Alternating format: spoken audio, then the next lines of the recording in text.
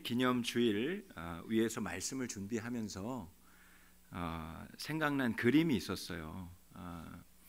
백영자 목사님 12년 전에 우리 남편 유 목사님과 함께 이제 교회를 처음 시작하셨을 때, 뭐 제가 그것을 직접 본 것은 아니지만 그 두 분 가정이 이렇게 교회를 처음 개척하고 시작했을 때 교인이 한 명도 없었을 거 아니에요. 이제 덩그러니 가족들과 함께 시작한 그 교회, 주님의 부름을 받고 이제 목회는, 교회는 시작을 해야 되겠는데 아무것도 없는 그 상황, 성도 한 명도 없는 그 상황이 이렇게 떠올려지더라고요. 얼마나 그 상황과 환경이 참 막막했을까. 주님 말씀에 순종해서 오긴 왔는데 이제 앞으로 뭘 어떻게 해야 될까. 그런 마음에 그런 염려가 좀 있으시지 않으셨을까, 그런 생각이 들었습니다. 그러나 참 감사한 것은 목사님이 정말 주님의 말씀 그리고 십자가 복음을 많은 이들에게 전파하고 전도함으로 인해서 정말 한 영혼을 귀하게 여기고 그 한 영혼을 사랑하고 또 주의 말씀을 전파한 일로 인하여 이렇게 오늘날까지 많은 성도들이 우리들 교회에서 함께 모여서 예배하고 있다라는 것이 정말 하나님의 역사고 은혜라는 생각이 듭니다. 한 영혼을 귀하게 여겼다는 것. 여러분, 하나님은 잃어버린 한 사람에게 관심이 있으세요. 한 영혼이, 구원받아야 될 한 영혼이 주님께 돌아오는 것에 너무나 큰 관심이 있으시고요, 그 잃어버린 한 영혼이 주님께 돌아오는 일을 그렇게 기뻐하신다고 말씀합니다. 오늘 1절 말씀에 보니까요, 모든 세리와 죄인들이 예수님께 나왔다, 그렇게 말씀이 기록하고 있어요. 모든 세리와 죄인들. 여러분, 그 당시 세리와 죄인은 정말 유대 사회에서 이렇게 따돌림 당하는 이들이에요. 세리는 말 그대로 세금 걷는 이들입니다. 유대인들 향하여 세금. 근데 그 세금을 어디다 갖다가 바치죠? 로마 정부에 갖다 바치는 거예요. 그러니까 로마 정부의 관료 일을 담당하는 자들이 세리죠. 그러니까 같은 유대 동족들에게 얼마나 비난과 핀잔을 들었겠습니까? 저 나라 팔아먹은 매국노 같은 놈, 이런 비난을 들었던 거예요. 그러니까 이 세리들, 왕따 당하는 부류들이었던 거죠. 죄인들, 뭐 말할 것도 없겠죠. 율법의 잣대와 기준으로 바라볼 때 죄를 지은 죄인들, 저들은 하나님의 심판을 받고 구원받지 못할 인간들. 그러니까 정치적으로 종교적으로 아주 핍박받고 소외됐던 이들이 세리들 그리고 죄인들이었습니다. 근데 예수님이 이 죄인들을 가까이 하셨다 그랬어요. 그들에게 말씀을 전하셨다고 합니다. 모든 세리와 죄인들이 다 예수님 앞에 나왔다고 해요. 바리새인과 서기관들이 이 광경을 보고 수군거립니다. 오늘 본문 2절 말씀에 이 사람이 죄인을 영접하고 음식을 같이 먹는다, 이렇게 기록하고 있어요. 예수님을 조롱하고 비난하는 이들이 이야기하는 것이, 아니 예수란 자가 어떻게 세리랑 같이 밥을 먹어? 아니 어떻게 저 죄인하고 같이 밥을 먹냐는. 그럼 단순히 예수님이 그들에게 말씀만 전하신 것이 아니고 밥을 같이 드셨대요. 여러분, 밥을 같이 먹는 사이는 보통 사이가 아니죠.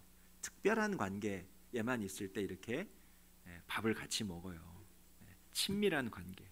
어저께도 아주 늦은 시간까지 오늘 예배 준비며 또 교회 여러 가지 세팅들이며 또 화환도 많이 왔잖아요. 그래서 화환도 정리하고 내일 예배 준비하느라 아주 늦은 시간까지 우리 전도사님들 또 몇몇 집사님들 함께 수고하고 이렇게 조촐하게 분식으로 저녁을 먹었는데 친밀함이 더해지더라고요.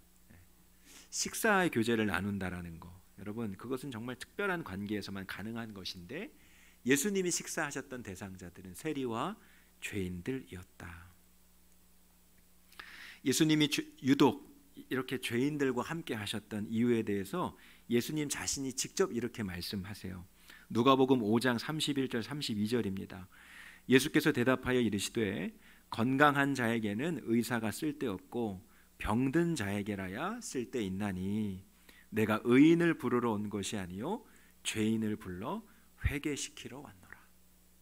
예수님이 이 땅에 아주 건강한 사람, 성한 사람, 영향력 있는 사람, 높은 지위에 있는 사람, 그런 사람들에게 관심이 있어서 이 땅에 인간의 몸으로 입고 내려오신 것이 아니고 죄인, 정말 구원받지 못할, 소망이 없는, 지옥으로 갈 수밖에 없는 멸망받을 인생들을 위하여 그 한 영혼을 불러 회개시키기 위하여 이 땅에 오셨다라고 주님이 자기 자신을 소개하세요. 사랑하는 성도 여러분, 하나님은 오늘도 죄인 한 사람이 회개하여 하나님 품으로 돌아오기를 간절히 원하십니다. 그리고 그 일을 그렇게 기뻐하세요. 예수님이 오늘 누가복음 15장 말씀에서 동일한 주제의 세 가지 말씀을 연속해서 비유 이야기로 말씀하십니다. 잃은 양 한 마리의 비유, 두 번째로 잃어버린 한 드라크마의 비유, 그리고 세 번째로 오늘 우리가 본문에서 읽지는 않았지만 잃어버린 탕자의 비유, 그 세 가지 비유를 이렇게 이어서 말씀하세요. 100마리 양 중에 한 마리 잃어버린 양, 그 한 마리 잃어버린 양 찾았을 때 이 99마리 있는 것보다 그렇게 기쁨이 더할 수 없어. 10드라크마가 있는데 한 드라크마 잃어버린 거, 그거 찾았을 때 기쁨, 그건 정말 놀라운 것이야. 그리고 마지막으로 정말 가산을 탕진하고 죽은 줄만 알았던 그 둘째 아들이 살아서 돌아왔을 때 그 아버지가 느꼈던 그 기쁨, 그것을 통해서 하나님의 마음이 어떠하신지를 예수님이 우리에게 가르쳐주고 계세요. 오늘 7절 말씀에 죄인 한 사람이 회개하면 하늘에서는 회개할 것 없는 의인 99으로 말미암아 기뻐하는 것보다 더하리라. 10절 말씀에 죄인 한 사람이 회개하면 하나님의 사자들 앞에 기쁨이 되느니라. 32절 말씀입니다. 오늘 읽지는 않았지만 이 내 동생은 죽었다가 살아났으며 내가 잃었다가 얻었기로 우리가 즐거워하고 기뻐하는 것이 마땅하다 하니라.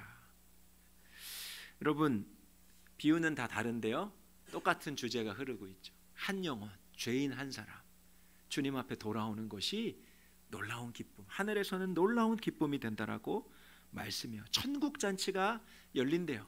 세상에서는 완전히 왕따, 실패자, 낙오자, 가까이 하지 말아야 될 블랙리스트, 이런 죄인이라 할지라도 예수 믿고 회개하고 하나님 앞에 돌이키면 무시당하고 조롱받을 죄인이 아니라 천국 잔치의 주인공이 된다라고 오늘 예수님 말씀하고 있는 겁니다. 그렇다면 여러분, 주님이 그토록 기뻐하시는 이 한 영혼이 주께 돌아오는 것을 그렇게 기뻐하시는 하나님의 마음, 예수님의 마음을 우리가 품었다면 여러분, 우리가 마땅히 순종해야 할 일은 무엇일까요?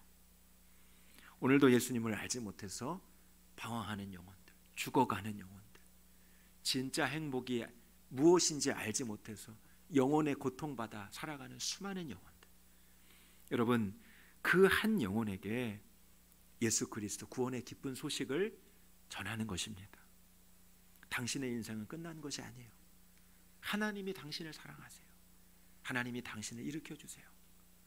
당신의 그 어떤 죄도 예수님으로 씻겨질 수 있어요. 당신은 천국의 주인공입니다. 여러분, 하나님께서 해주고 싶은 이 말을 주님이 누군가가 전달해줄 전달자를 찾고 계시는 거예요. 그것이 저와 여러분이 되시기를 주님의 이름으로 축복합니다. 어떤 분들 이렇게 말씀하실지 모르겠어요. 목사님, 제 형편을 좀 보세요. 다른 사람 구원하기 전에 제 형편을 좀 보시라고요. 여러 가지 문제, 여러 가지 힘든 상황들, 나아질 기미도 보이지 않는데 제가 누구에게 복음을 전해요? 내 코가 석자인데 내가 누구에게 기쁜 소식을 전해요? 아니, 도대체 예수 믿고 나아지는 것이 없는데, 받은 복이 없는데, 내 인생은 맨날 이렇게 꼬이는데 내가 누구에게 구원의 기쁜 소식을 전할 수 있겠어요? 여러분, 혹 그런 분들이 계십니까? 그렇다면 오늘 본문 바로 뒤에 이어지는 탕자의 비유 이야기를 꼭 기억하셨으면 좋겠어요. 둘째 아들이 아버지께 당당히 말하죠. 나에게 유산을 주십시오. 저 집을 나가서 독립해서 살겠습니다. 아버지가 그에게 모든 유산을 줍니다. 세상에서 얼마 동안은 즐거웠지만 가산을 다 탕진하고요. 이제 거렁뱅이가 돼서 다시 그 아버지의 집에 돌아오는 거예요. 그 거렁뱅이가 된 그 아들을 여러분 그 아버지가 어떻게 맞이합니까? 신발도 신지 않고 맨발로 달려가요. 저 언덕에 서서 둘째 아들을 날마다 기다리죠. 그 둘째 아들을 맨발로 달려가서 그 아들을 맞이합니다. 그것이 끝이 아니었어요. 소를 잡고요, 마을에 큰 잔치를 벌려요. 현수막 써붙여놨겠죠. 축, 둘째 아들 무사 귀한, 죽은 줄 알았는데 살아서 돌아왔으니 얼마나 기쁜지. 손가락에 가락지를 끼우고 좋은 옷을 입히고 깨끗하게 씻겨서 그 잔치의 VIP로 가장 귀한 주인공으로 앉히고 마을 잔치를 연 거예요. 근데 여러분, 이 광경을 지켜보면서 마음 불편해했던 한 사람이 있었죠. 여러분 누굽니까? 그 맏아들, 첫째 아들. 너무너무 이 광경이 어이가 없고 불편했어요. 왜? 아버지가 나한테는 염소 새끼 하나 잡아준 적이 없는데, 아니 저 가산 탕진하고 패가망신해서 돌아온 아들 두들겨 패서 정신 차리게 해도 모자를 파네. 예? 동네 잔치를 열고 소를 잡아? 이게 말이 되냐고. 이 둘째 아들 안에 엄청난 불편한 마음이 일어나고 분노가 일어납니다. 입이 이렇게 나와요. 그때 그 모습을 본 아버지가 그 맏아들에게 이렇게 얘기하죠. 누가복음 15장 31절입니다. 우리 한번 같이 읽어볼까요? 아버지가 이르되 예 너는 항상 나와 함께 있으니 내 것이 다 내 것이로되. 맏아들아, 무엇이 그렇게 불만이냐? 내가 너와 항상 함께 있잖아. 그리고 내가 가진 모든 것이 다 네 소유잖아. 내가 너한테 염소 새끼 하나 안 잡아줬다고? 내가 가지고 있는 가축, 내가 가지고 있는 재산, 모든 것이 다 네 것이야. 하나밖에 없는 아들, 내가 너를 얼마나 사랑하는데 내가 너와 항상 함께 있잖아.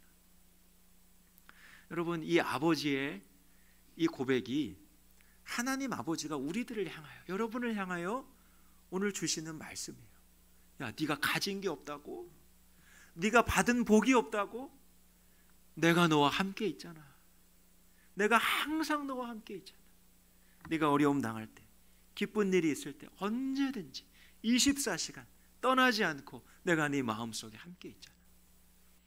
여러분, 이것보다 더 든든하고 더 놀랍고 더 큰 축복이 어디 있겠어요? 하나님이 살아계셔서 나와 함께 하신다. 어떤 상황 가운데서도 떠나지 않으시고 버리지 않으시고 나와 함께 하신다. 늘 내 삶을 이끌어 주신다. 그리고 하나님의 모든 가지신 은혜와 지혜와 능력과 축복이 자녀된 우리들 나의 것이다. 주님이 오늘 우리에게 이렇게 말씀해 주신 것이죠. 예수를 믿어도 힘들어요. 아직도 해결된 문제가 많아요. 나는 왜 이렇게 받은 복이 없어요? 왜 이렇게 부족한 것이 많죠? 여러분, 이렇게 말씀하시는 분들 계십니까? 아직도 주님이 나와 함께 하시는 거, 주님이 우리에게 어떤 존재이신지 모르는 거예요. 우리가 예수를 믿었다는 것이 무슨 복을 받았는지 아직도 깨닫지 못하는 거예요. 내 것이 다 너의 것이야. 하나님 자신을, 하나님의 생명을, 그리고 그 살아계신 하나님 존재 자체를 우리가 엄청난 선물로, 축복으로 받았다라는 사실을 여러분 꼭 기억해야 하는 것이에요. 직장사역훈련센터를 운영하시는 최영수 목사님이라는 분이 일터에서 주님과 어떻게 동행할 것인가 라는 그런 세미나를 여신 적이 있어요. 저도 그 세미나에 참석해서 강의를 들은 적이 있습니다. 몇 주 동안의 연속 그 강의를 듣는 시간이었는데, 그 내용도 참 유익이 있었지만 그 강의를 들으면서 참 흥미로웠던 것은 이 목사님이 강의 중에 앉아 있는 그 수강자들에게 질문을 많이 던져요. 뭐 이런저런 질문들을 많이 던집니다. 자, 이거 아시는 분, 자, 손 들어 보세요. 이렇게 하고 질문을 던져요. 자신 있게 손을 들고 대답한 분, 이 목사님이 어떤 정답을 말씀하는 게 아니고 어떤 대답이든, 심지어 좀 얼토당토하는 대답을 해도 그렇게 칭찬하면서, 자, 여러분, 우리 저분에게 박수를 보내주십시다, 이렇게 얘기를 하세요. 아무개 권사님에게 우리 큰 박수를 보내주십시오. 그러면 정말 우레와 같은 박수를 보냅니다. 그냥 소극적으로 박수치면 박수를 다시 시켜요. 여러분, 그렇게 박수 쳐도 되겠습니까? 정말 여러분 마음을 다해서 박수를 쳐주십시다. 여러분, 한번 우리 박수 쳐볼까요? 한번 우리 옆에 있는 분을 위해서.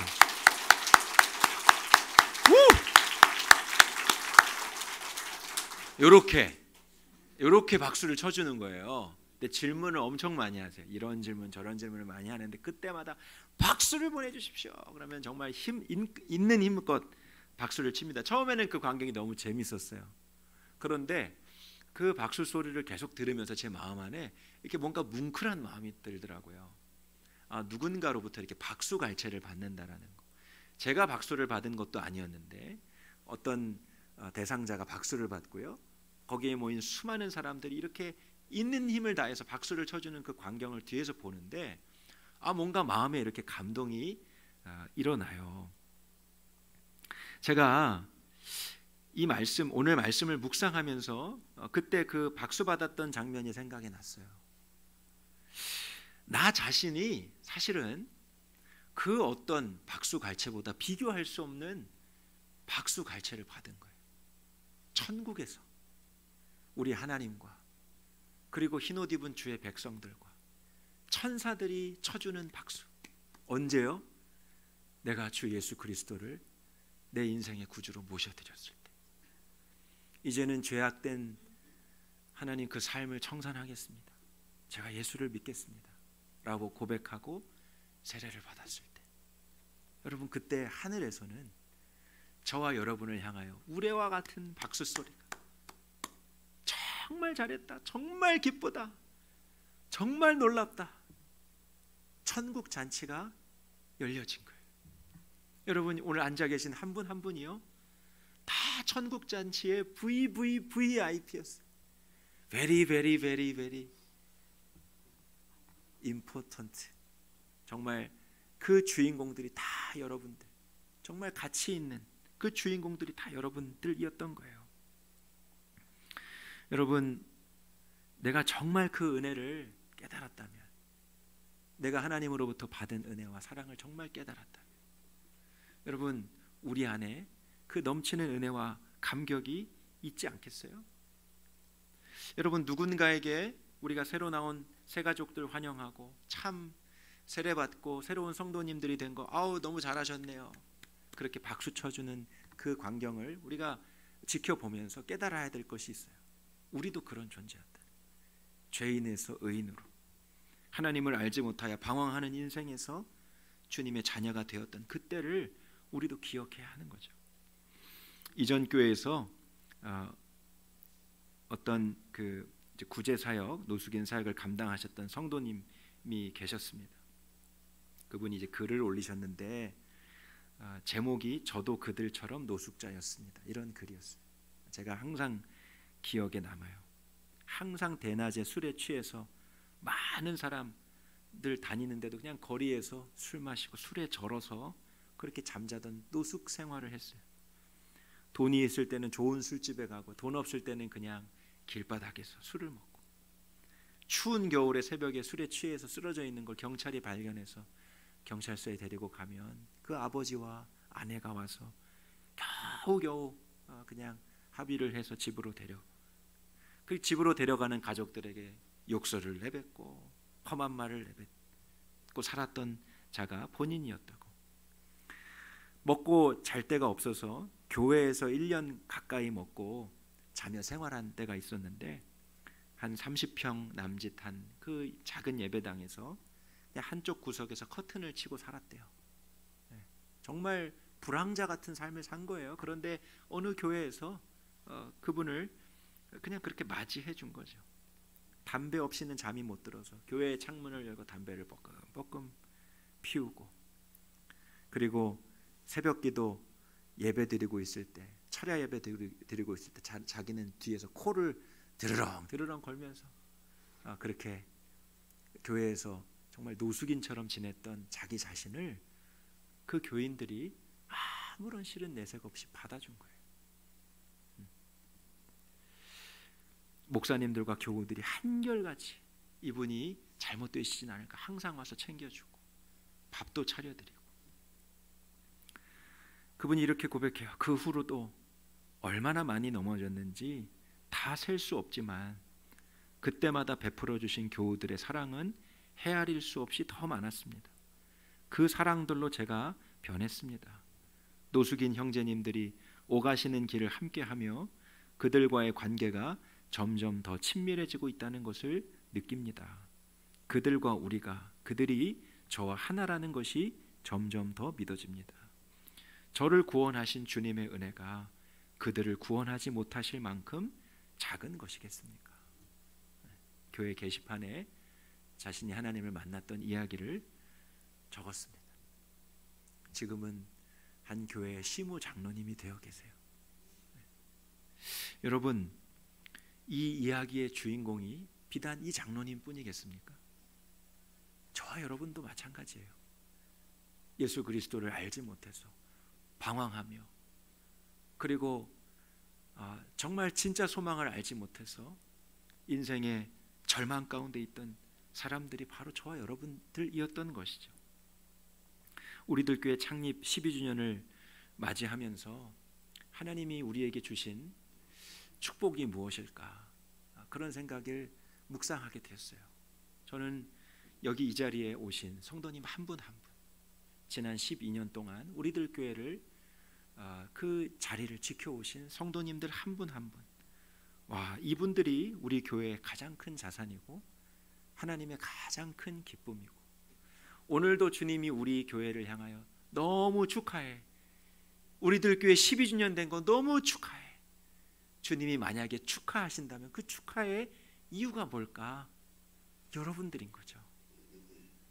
예수 그리스도로 인하여 변화된 인생, 이전의 삶으로 돌아가지 않고 계속해서 끝까지 주님을 바라보며 주님의 제자가 되기를, 거룩한 성도가 되기를 소망하면서 이 교회를 지킨 우리 성도님들 한 분 한 분이 주님에게 있어서 가장 큰 기쁨이고, 오늘 우리들 교회 창립 12주년의 가장 큰 이유가 된다라고 저는 그렇게 생각해요. 사랑하는 성도 여러분, 그렇다면 오늘 우리가 주님이 기뻐하시는 일에 순종해야 될 것은 너무나 분명한 거예요. 여러분도 누군가가 그리스도의 복음을 전해줬잖아요. 여러분에게 복음을 전해준 그 누군가는 또 누군가로부터 십자가 복음을 전해받았어요. 전하지 않고는 어떻게 복음이 전파될 수 있겠습니까? 전하는 자가 있어야 하나님의 사랑을 깨닫는 거예요. 전하는 자가 있어야 한 사람의 죄인이 주님 앞에 돌아와 천국의 잔치가 열려지게 되는 것이지요. 이제는 우리가 받았던 그 사랑을 우리만 간직하는 것이 아니라 우리 주변에 알지 못하는, 주님을 알지 못하는 수많은 이들에게 그리스도의 복음을 전하는 사명자로 우리 모두가 다 서야 될 줄 믿습니다. 우리들 교회 이제 12주년, 이제 13주년을 맞이해서 나아갈 때 여러분, 우리 모두가 다 이 뜨거운 그리스도의 사랑을 품고 여러분이 거한 모든 삶의 현장 가운데서 주의 복음을 전하는, 하나님의 사랑을 전하는 증거자로 세워져서 13주년이 되었을 때 우리들 교회 성도들을 통해서 주의 복음이 이렇게 전해졌습니다. 잃어버린 영혼들이 주님 앞에 이렇게 많이 돌아왔습니다. 그렇게 주님 앞에 고백하며 감사할 수 있는 우리들 교회와 모든 성도님들이 되시기를 주님의 이름으로 축복합니다. 우리 함께 기도하겠습니다. 오늘 말씀을 붙잡고 함께 기도했으면 좋겠어요. 죄인 한 사람이 하나님 앞에 돌아올 때 일어나는 그 천국 잔치, 여러분 한번 상상해 보세요. 여러분이 그 잔치의 주인공이었잖아요. 오늘 하나님은 그 잔치가 계속되기를 원하세요. 왜냐? 돌아와야 될 그 한 영혼이 너무나 많거든요. 우리 가족 중에도 있고 우리 일터에도 있고 여러분 우리 주변에 너무나 많이 있어요. 하나님, 죄인 한 사람이 주님 앞에 돌아올 때 일어나는 천국의 잔치, 천국의 그 기쁨이 우리 심령에 가득 넘치게 하옵소서. 우리 주변에 복음을 들어야 할 이들에게 그리스도의 이름을 담대하게 전하게 하여 주시옵소서. 우리들 교회가 구원받아야 될 이들을 찾아가고 또한 그러한 자들을 주님의 마음으로 품고 섬기는 하나님 구원의 방주된 교회로 하나님 삼아 주시옵소서. 우리 합심으로 기도하도록